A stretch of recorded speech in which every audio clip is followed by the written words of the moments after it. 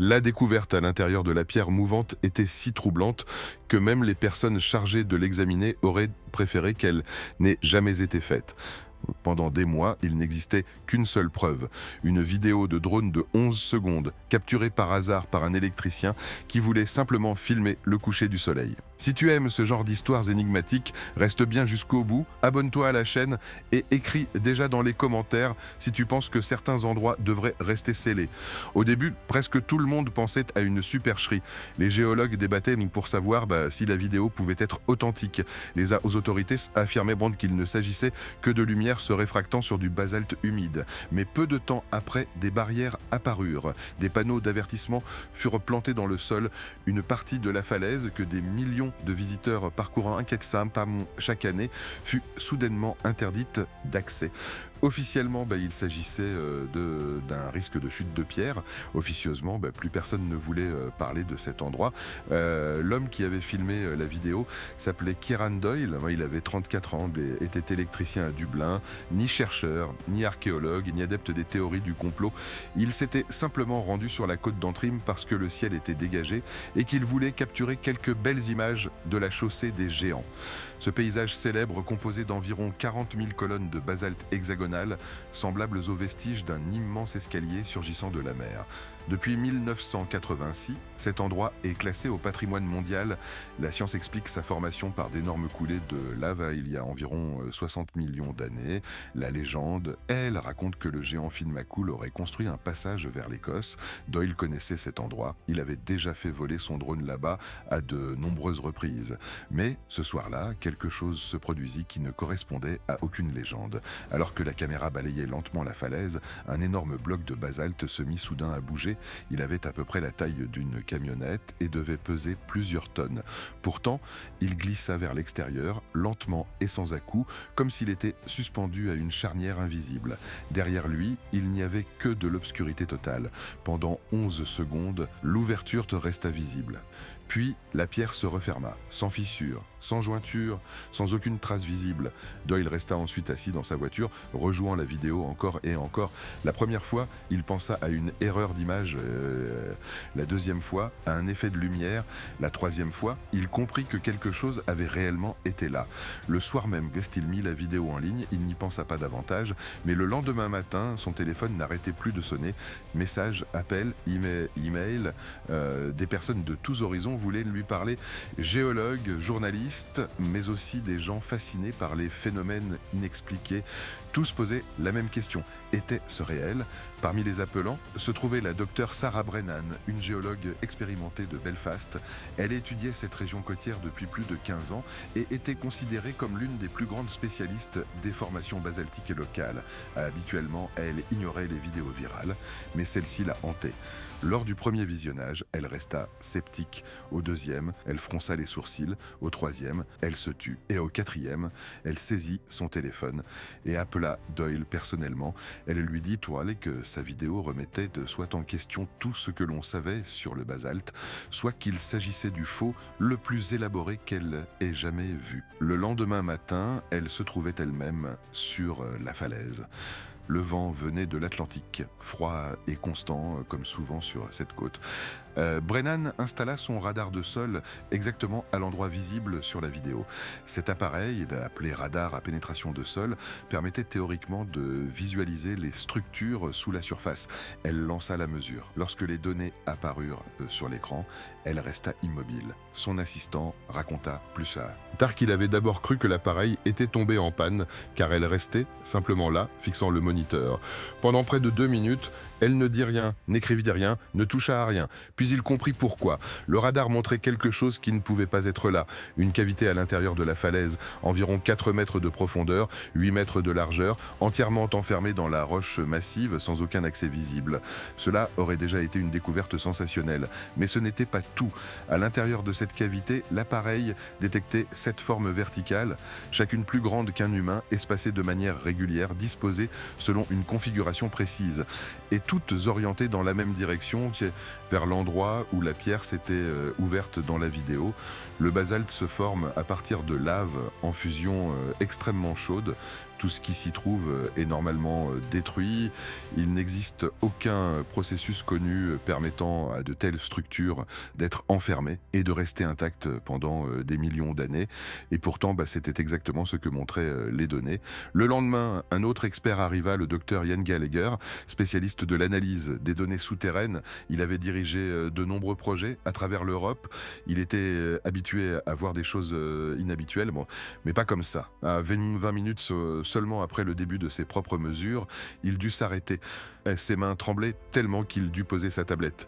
Il fit quelques pas, respira profondément, avant de regarder à nouveau l'écran. Les nouvelles données étaient encore plus précises, et elles rendaient tout encore pire. Les 7 formes n'étaient pas massives, elles étaient creuses, comme de fines enveloppes, comme quelque chose qui avait contenu quelque chose, ou qui le contenait peut-être encore. Le matériau ne correspondait à rien de connu, ni naturel, ni artificiel. Malgré les conditions dans lesquelles la roche s'était formée, ces structures étaient intactes. En 2 jours, les autorités en furent informées. Peu après, une équipe officielle arriva pour évaluer la situation. La déclaration publique fut rapide. Rien d'anormal. La vidéo était une erreur. La falaise était totalement normale. Mais en interne, c'était une autre histoire. La docteure Brennan refusa de signer le rapport. Elle le lut, le posa et ne dit rien. Quelques jours plus tard, elle donna sa démission. Sa lettre de départ ne contenait que quelques phrases. La dernière disait qu'elle avait vu suffisamment. Peu après, la zone fut entièrement bouclée. Clôture test métallique, panneaux d'avertissement, mesures de sécurité, le tout sous prétexte de danger naturel. Mais avant que l'équipe ne soit définitivement contrainte de quitter les lieux, ils réussirent encore quelque chose de crucial. Ils trouvèrent une fine fissure dans la roche, à peine visible, juste assez large pour faire passer un câble mince, et ils décidèrent d'y introduire une caméra. Il fallut des heures pour faire glisser le câble dans l'étroite fissure. À plusieurs reprises, il resta coincé, dut être retiré, puis réorienté avec une extrême précision. Le basalte ne cédait pas. Chaque mouvement demandait patience et calme. Finalement, bien après minuit, peu après 2 heures du matin, éteignant, l'extrémité de la petite caméra pénétra dans un espace ouvert. Dans la tente qui leur servait de centre de contrôle provisoire, l'écran s'illumina soudain. Au début, il n'y eut que l'obscurité. Puis la caméra infrarouge s'ajusta. Ce qu'ils virent les empêcha tous de parler. La pièce était plus grande que les mesures ne l'avaient en laissé croire. Le plafond montait plus haut, les parois semblaient étrangement lisses, presque comme si elles avaient été travaillées. Aucun motif typique de lave refroidie, aucune fracture, aucune surface rugueuse. On aurait dit que quelqu'un avait volontairement façonné cet endroit. Lentement, la caméra avança, puis elles apparurent à l'image, pas 7, 6. Les formes se tenaient l'un là, debout, exactement comme les données l'avaient indiqué, mais plus proches les unes des autres qu'auparavant. Elles avaient changé de position. En quelques jours seulement, la caméra zooma, leurs contours devinrent plus nets. Elles étaient plus grandes que des humains, avec des proportions qui semblaient fausses, des bras trop longs, des corps trop étroits, des têtes légèrement trop grandes. Rien ne correspondait à l'anatomie humaine. Puis, un détail frappa tout le monde. Elles étaient chaudes. L'imagerie thermique montrait clairement des températures élevées. Dans une pièce fermée profondément enfouie dans la roche froide, la caméra enregistrait des valeurs semblables à celles d'un corps vivant. Régulières, stables, constantes. Personne dans la tente ne dit un mot. Puis le son arriva. Au début, ils pensèrent à une interférence, mais le micro était assez sensible pour capter les plus petites vibrations, et ce qu'il enregistrait était régulier. Un battement. Profond, lent, répétitif, toujours au même intervalle. L'un des chercheurs le compara prudemment à un battement de cœur sans oser le dire trop fort. Plus inquiétant encore, ce rythme ne venait pas d'un seul objet. Les 6 le produisaient en même temps, parfaitement synchronisés, comme s'ils étaient reliés. Sous ce battement régulier, puis là, il y avait autre chose. Un second son, difficile à isoler, plus aigu, irrégulier, mais pas aléatoire. Il se répétait selon des motifs trop complexes pour être naturels. Plus tard, un spécialiste audio le décrivit comme presque musical, comme si quelque chose tentait de transmettre une information. La caméra resta braquée sur le groupe, puis ils remarquèrent l'espace vide à l'endroit où la première mesure avait montré une 7e forme. Il n'y avait plus rien, pas de poussière, pas de traces, pas de marque dans la roche. Elle avait simplement disparu. Les autres ne semblaient pas avoir réagi. aucun mouvement brusque, aucune variation, seulement ce lent déplacement, presque imperceptible, vers l'endroit où la pierre s'était ouverte dans la vidéo. Lorsque le dernier enregistrement fut réalisé, la forme la plus avancée ne se trouvait plus qu'à quelques mètres de la sortie. Le battement était devenu plus fort, plus rapide, plus intense. Peu après, donc, tout l'équipement fut retiré. L'explication officielle resta la même. Aucune anomalie, aucun danger, rien de remarquable. Mais en coulisses, tous ceux qui avaient vu les données savaient que c'était faux. Dans les mois qui suivirent, la docteure Brennan rassembla toutes les informations disponibles. Mesures, images, sons, tout fut documenté, classé, analysé. Elle rédigea un rapport et le fit examiner par des collègues qui confirmèrent ses méthodes. Lorsqu'elle le soumit, il fut immédiatement rejeté, pas à cause d'erreurs, mais parce qu'il ne devait pas être publié. Un membre de l'organisme responsable la contacta plus tard en secret. Il lui expliqua que le problème n'était pas scientifique mais politique. Les conséquences d'une publication seraient trop importantes si le public apprenait que des structures enfermées dans une roche vieille de millions d'années produisaient de la chaleur, émettaient des signaux rythmiques et se déplaçaient. Cela remettrait en question des idées fondamentales sur l'histoire de la vie. Au printemps, tous les appareils furent définitivement retirés. Les personnes impliquées furent tenues au silence. Et pourtant, les données existent encore. Plusieurs copies, conservées à différents endroits. Les images montrent 6 silhouettes enfermées depuis une époque bien antérieure à l'humanité. Elles montrent du mouvement, de la chaleur, une structure. Et elles montrent qu'une des 7 formes n'est plus là. La vraie question n'est donc peut-être pas ce qui se trouve encore à l'intérieur, mais où se trouve ce qui a déjà disparu. Ce qui arriva ensuite ne fut jamais confirmé officiellement. Pourtant, dans un petit cercle de personnes impliquées, une question commença à s'imposer. Non pas ce qu'étaient ces 6 formes, mais si elles étaient encore là. Car tout ce qui avait été documenté jusque-là indiquait une évolution. Elles avaient bougé lentement, à peine de façon mesurable, mais clairement. Et elles s'étaient orientées vers le seul passage connu. La disparition de la 7e forme restait inexplicable. Aucun trou dans la roche, aucune fracture géologique, aucune trace capable d'expliquer comment quelque chose avait pu quitter une cavité entièrement fermée. Certains chercheurs commencèrent alors à évoquer entre eux des possibilités qu'ils auraient autrefois rejetées, pas publiquement, pas par écrit, seulement dans de brèves conversations prudentes. Des possibilités qui dépassaient les processus physiques connus, mais quelle que soit la théorie envisagée, aucune ne correspondait parfaitement aux données. Le temps passa, les barrières restèrent en place. Les visiteurs continuaient de marcher le long de la côte, de prendre des photos, de rire, d'écouter les légendes anciennes. Pour eux, rien n'avait changé. Mais derrière la paroi rocheuse, à quelques mètres seulement, quelque chose s'était produit que personne ne pouvait expliquer. Quelques semaines après le retrait des appareils, un technicien chargé de l'analyse signala un détail étrange. Il avait réécouté les données audio avec un autre logiciel afin d'isoler plus précisément les fréquences basses. Et il remarqua que le motif avait changé. Le battement n'était plus parfaitement régulier. Il s'était accéléré, très légèrement, presque impossible à percevoir à la première écoute, mais clairement mesurable sur de longues séquences. Les intervalles se raccourcissaient, le rythme se densifiait, comme si quelque chose s'adaptait. Mais le plus inquiétant concernait la seconde fréquence. Les sons irréguliers, presque musicaux, commençaient à se structurer davantage.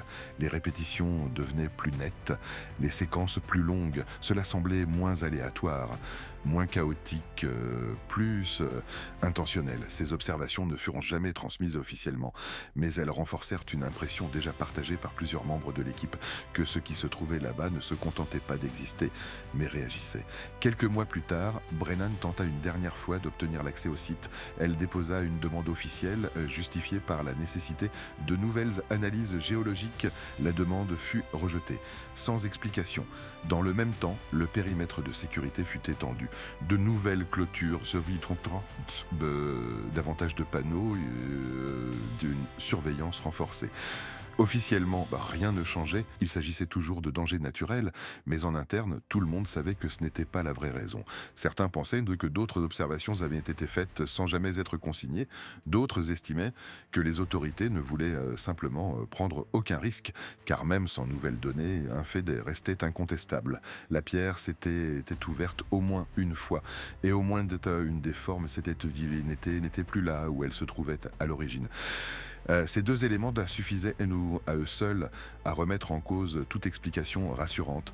Si quelque chose avait trouvé un moyen de sortir, la question ne concernait plus seulement son origine, mais sa position actuelle et son objectif. À ce jour, aucun rapport confirmé ne fait état de nouvelles observations, aucun indice clair, aucune trace vérifiable. Mais cela ne signifie pas que rien ne s'est produit, cela signifie seulement que rien n'est devenu public.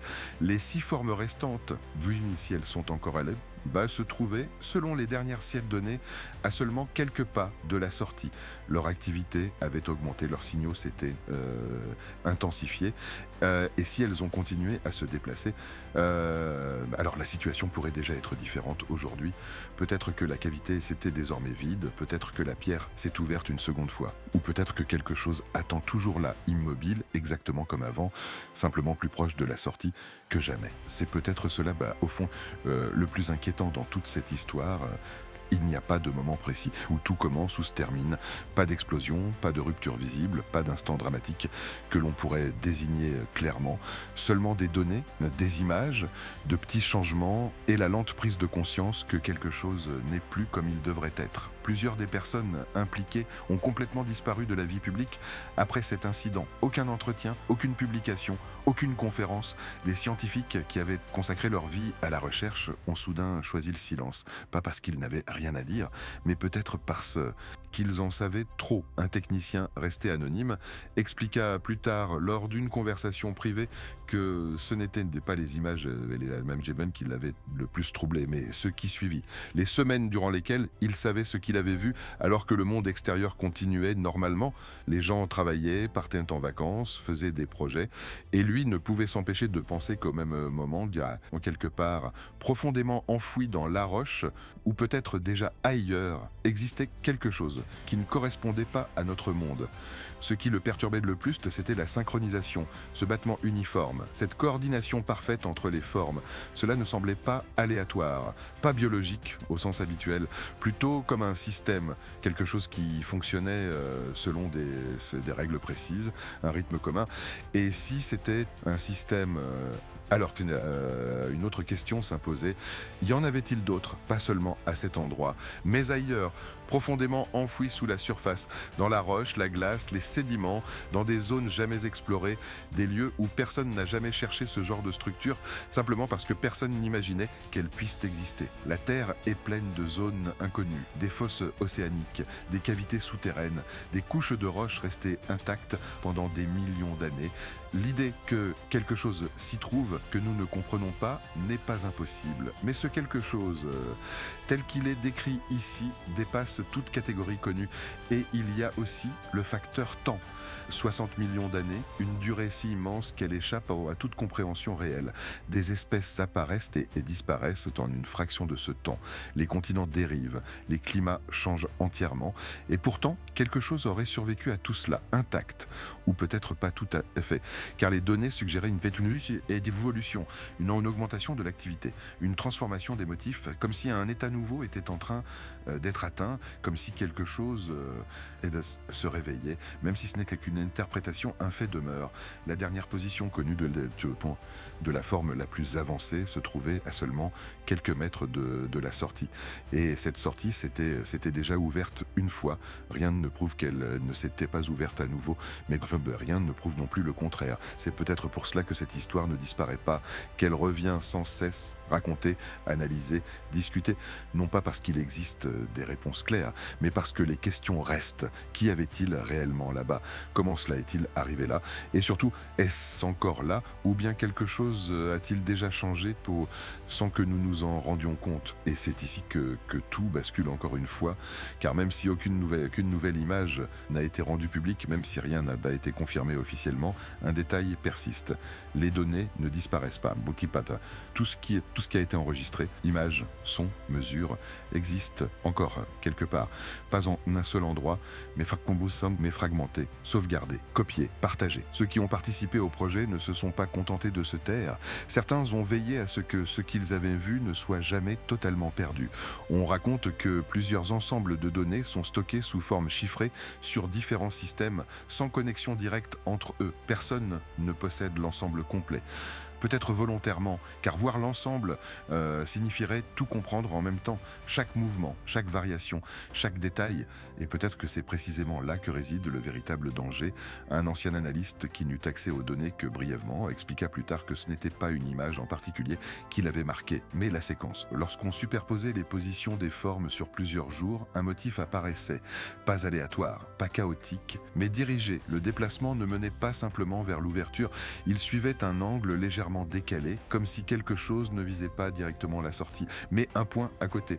Un point qui, au départ, n'avait aucune signification particulière, jusqu'à ce que quelqu'un compare ses coordonnées avec la structure extérieure de la falaise. Car à cet endroit précis, à quelques mètres seulement, se trouve une zone jamais vraiment étudiée, trop instable, trop difficile d'accès, trop insignifiante, du moins jusqu'à présent. Et si la pierre visible n'était pas le seul passage, et s'il existait une seconde sortie, cachée, invisible, jamais ouverte, du moins pas devant une caméra. Cela expliquerait pourquoi une des formes a disparu sans laisser de traces. Et cela signifierait que ce qui se trouvait là-bas n'était pas limité à notre manière de se déplacer. Une idée difficile à ignorer une fois qu'elle s'impose. Un autre aspect, rarement évoqué, concerne les enregistrements audio. Les fréquences dites musicales ont été analysées à nouveau par un petit groupe en utilisant des méthodes avancées de traitement du signal, et ils y ont trouvé des motifs, des répétitions, des structures. Certains ont suggéré que cela ressemblait de loin à une forme de langage, pas un langage humain, pas des mots, mais un système de signaux, une transmission d'informations. Bien sûr, cela reste spéculatif, mais même cette possibilité soulève une autre question. Si quelque chose communique, qui reçoit le message, les autres formes, ou quelque chose à l'extérieur, peut-être même quelque chose qui est déjà parti, et c'est à ce moment précis que la perspective change complètement. Il ne s'agit plus seulement de ce qui était enfermé, mais de ce qui ne l'est peut-être plus.